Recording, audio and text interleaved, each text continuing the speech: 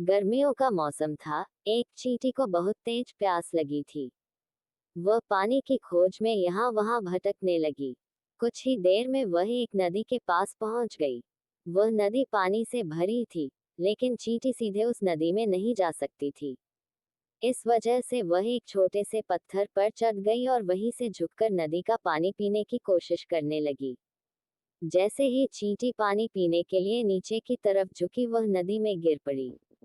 उसी नदी के किनारे एक पेड़ पर बैठा कबूतर यह सब देख रहा था।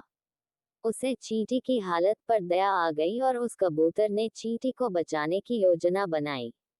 उसने जल्दी से पेड़ की डाली से एक पत्ता तोड़कर नदी के पानी में बह रही चींटी के पास फेंक दिया।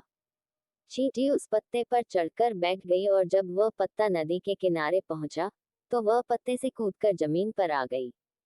चींटी ने अपनी जान बचाने के लिए कबूतर को धन्यवाद किया और वहां से चली गई। कुछ दिनों के बाद उसी नदी के किनारे एक शिकारी आया। उसने कबूतर के घोंसले के पास अपना जाल बिछा दिया। जाल पर दाने फैलाकर वह पास के एक झाड़ी में छिपकर बैठ गया।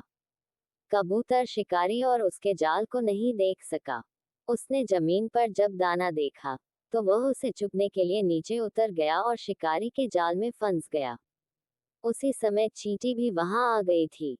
उसने कबूतर को शिकारी के जाल में फंसता हुआ देख लिया था।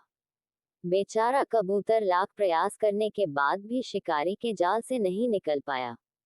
इसके बाद शिकारी आया और जाल में फंसे कबूतर को उठाकर चलने लगा।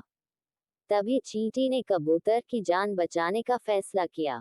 चींटी दौड़ती हुई आए और उसने शिकारी के पैर में काटना शुरू कर दिया।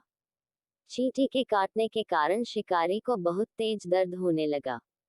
उसने जाल को नीचे फेंक दिया और अपना पैर साफ करने लगा। इसी बीच मौका पाते ही कबूतर जाल से निकल गया और वह तेजी से उड़ गया। इस तरह चींटी ने कबूतर की जान बचा ली। कहानी से सीख, अगर कोई बिना किसी स्वार्थ के किसी की मदद करे तो उसका अच्छा परिणाम भी कभी न कभी जरूर मिलता है। अच्छे व्यक्ति के साथ हमेशा अच्छा ही होता है। Like, comment, share, subscribe. देखने के लिए धन्यवाद।